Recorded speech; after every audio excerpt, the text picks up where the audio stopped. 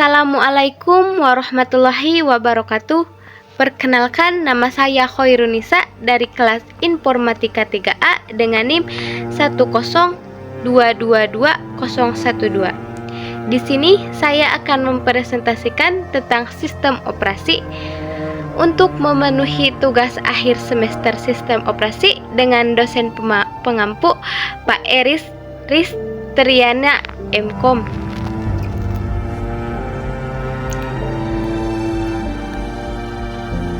Langsung saja, materi presentasi saya kali ini ada deskripsi singkat, definisi dan perkembangan sistem operasi, konsep dasar sistem operasi, komponen sistem, manajemen proses. Yang pertama ada deskripsi singkat.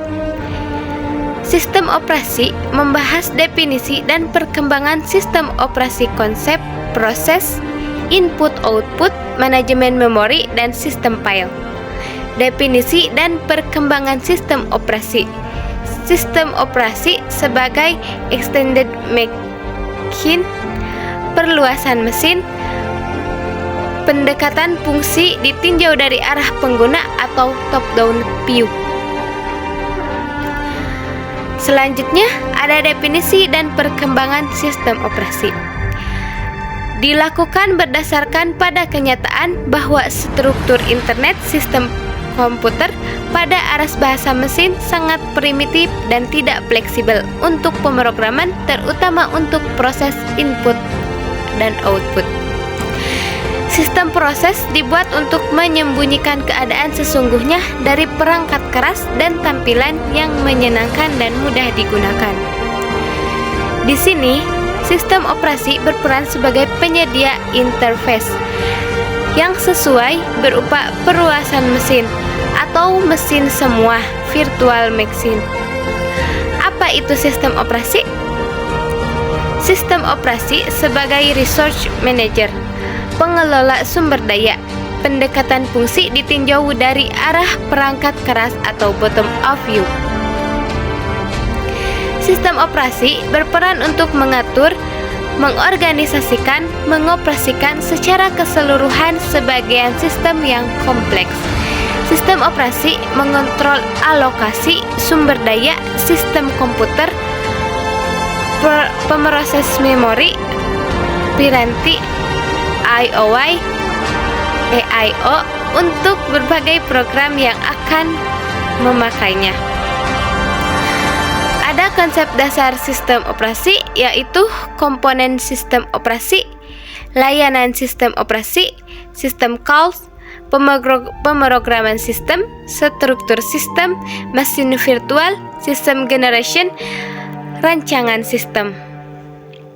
Komponen sistem terdiri dari manajemen proses, manajemen memori utama, manajemen berkas, manajemen I/O, manajemen penyimpanan, sekunder jaringan, sistem proteksi, common interpreter system. Selanjutnya ada manajemen proses. Proses adalah sebuah program yang sedang dijalankan atau dieksekusi. Sebuah proses membutuhkan beberapa sumber daya untuk menyelesaikan tugasnya. Sumber daya tersebut dapat berupa CPU, time, memori, berkas-berkas, dan perangkat-perangkat I/O. Sistem operasi mengalokasikan sumber daya tersebut saat proses itu diciptakan atau sedang diproses dan dijalankan. Ketika proses tersebut berhenti dijalankan, sistem operasi akan mendapatkan kembali semua sumber daya yang bisa digunakan kembali. Bertanggung jawab atas aktivitas-aktivitas yang berkaitan dengan manajemen proses seperti membuat dan menghapus proses, pengguna dan sistem proses, menunda atau melanjutkan proses, menyediakan mekanisme untuk proses sinkronisasi, menyediakan mekanisme untuk proses komunikasi, menyediakan mekanisme untuk penanganan deadlock. Yang selanjutnya ada manajemen memori utama. Memori utama atau lebih dikenal sebagai memori adalah sebuah array yang besar dari word atau byte yang ukurannya mencapai ratusan, ribuan, atau bahkan jutaan. Setiap word atau bit mempunyai alamat tersendiri. Memori utama berfungsi sebagai tempat penyimpanan instruksi data yang akses datanya digunakan oleh CPU dan perangkat I/O. Memori utama termasuk tempat penyimpanan data yang bersifat volatil, tidak permanen, yaitu data akan hilang kalau komponen dimatikan. Manajemen memori utama bertanggung jawab atas aktivitas-aktivitas yang berkaitan dengan manajemen memori utama seperti menjaga track dari memori yang sedang digunakan dan siapa yang menggunakannya, memilih program yang akan di-load ke memori. Selanjutnya ada manajemen file.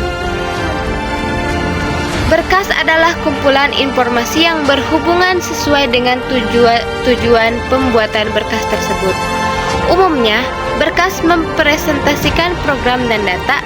Berkas dapat mempunyai struktur yang bersifat hierarkis, direktori, volume, dan lain-lain. Sistem operasi mengimplementasikan konsep abstrak dari berkas dengan mengatur media penyimpanan massa, misalnya tapes dan disk. Sistem operasi bertanggung jawab untuk aktivitas berikut yang berhubungan dengan manajemen berkas seperti pembuatan dan penghapusan berkas, pembuatan dan penghapusan direktori, mendukung manipulasi berkas dan direktori, memetakan berkas ke secondary storage, membackup berkas ke media menyimpan yang permanen, non-volatile.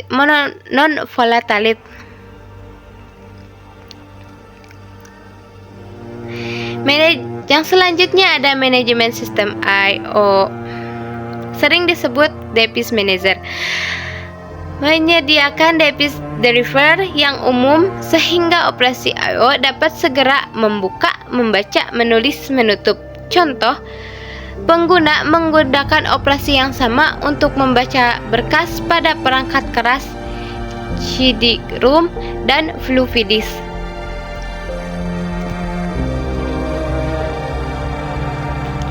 Yang selanjutnya ada manajemen penyimpanan sekunder.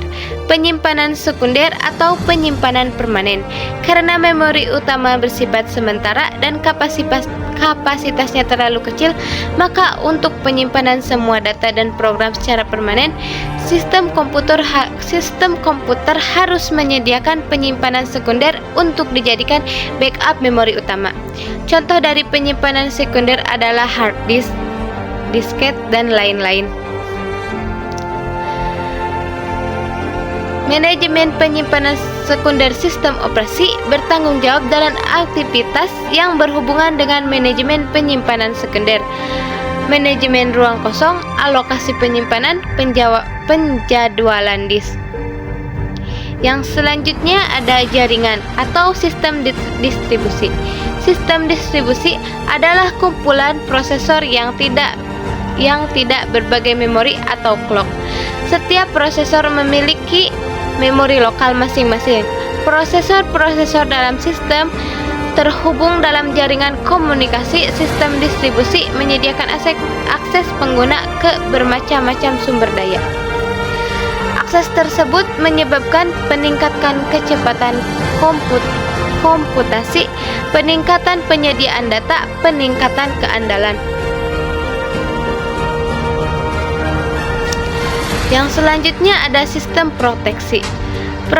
Proteksi berkenaan dengan mekanisme untuk mengontrol akses yang dilakukan oleh program, prosesor, pengguna sistem maupun pengguna sumber daya. Mekanisme proteksi harus membedakan antara pengguna yang sah dan yang tidak sah. Spesifikasi kontrol untuk diterima, menyediakan alat untuk pemberlakuan sistem. Yang selanjutnya ada command interpreter system. Sistem operasi menunggu instruksi dari pengguna atau command driven. Program yang membaca instruksi dan mengartikan control statements atau keinginan pengguna umumnya disebut control card interpreter, command line interpreter, Unix shell. Command interpreter system sangat bervariasi dari satu sistem operasi ke sistem operasi yang lain dan disesuaikan dengan tujuan dan teknologi I/O peranti yang ada. Contohnya CLI, Windows, pen-based atau touch dan lain-lain. Selanjutnya ada pelayanan sistem operasi. Eksekusi program, meload program ke memori dan menjalankan run. Operasi I/O, pengguna tidak bisa mengontrol I/O secara langsung. Untuk efisiensi dan keamanan, sistem harus bisa menyediakan mekanisme untuk melakukan operasi I/O. Manipulasi sistem berkas, membaca, menulis, membuat dan menghapus file. Yang selanjutnya ada komunikasi. Pertukaran informasi dapat dilaksanakan melalui shared memory atau message passing. Yang selanjutnya ada deteksi error. Mempertahankan kestabilan dengan mendeteksi error pada CPU, perangkat keras memori, I/O, program pengguna, dan jika bisa memperbaikinya. Yang selanjutnya ada pelayanan tambahan. Lebih diarahkan kepada upaya untuk menjaga efisiensi sistem, bukan untuk membantu pengguna alokasi sumber daya. Mengalokasikan sumber daya kepada beberapa pengguna atau tugas yang dijalankan pada saat yang bersamaan, atau accounting. Menentukan berapa banyak dan berapa lama user menggunakan sumber daya sistem proteksi. Menjaga semua akses ke sumber daya sistem kontrol. Yang selanjutnya ada sistem calls. Sistem calls menyediakan antarmuka antara proses program yang sedang dijalankan dan sistem operasi. Biasanya bersedia sebagai instruksi bahasa rakitan. Beberapa sistem mengizinkan sistem calls dibuat langsung dari bahasa pemrograman tingkat tinggi. Beberapa bahasa pemrograman tingkat tinggi, contoh C, C++, telah didefinisikan untuk menggantikan bahasa rakitan untuk sistem pemrograman. 3 metode umum yang digunakan dalam memberikan parameter kepada sistem operasi. 1. Melalui register. 2. Menyimpan parameter dalam blok atau tabel. Pada memori dan alamat blok tersebut diberikan sebagai parameter dalam register. Yang selanjutnya ada menyimpan parameter push ke dalam stack oleh program dan melakukan pop-up pada stack oleh sistem operasi.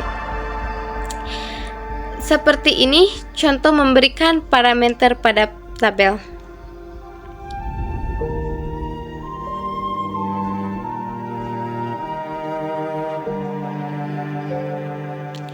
Yang selanjutnya ada sistem call.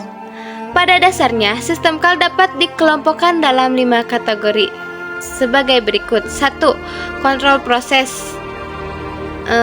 Apa saja yang dilakukan kontrol proses, yaitu selesai atau abort, load, eksekusi, membuat dan mengakhiri proses, mengambil dan mengeksekusi atribut proses, menunggu waktu, wait event, sinyal event, alokasi dan pengosongan memori. Yang kedua ada manipulasi file, membuat dan menghapus berkas, membuka dan menutup berkas, read, write, reposition, mengambil dan mengeset atribut berkas. Yang ketiga ada manipulasi device, meminta device, melepaskan device, read, write, repository, mengambil dan mengeset atribut. Yang keempat ada information maintenance, mengambil dan mengeset waktu dan tanggal, mengambil dan mengeset sistem data, mengambil proses berkas atau atribut types, mengeset proses berkas atau atribut types. Yang kelima ada komunikasi, menciptakan, menghapus hubungan komunikasi, mengirim dan menerima pesan, mentransfer status informasi, attack atau detach remote device. Komunikasi dapat dilakukan melalui message passing atau shared memory. Ini contoh mekanisme komunikasi. Ada proses A, proses B, kernel, proses A shared memory, proses B kernel.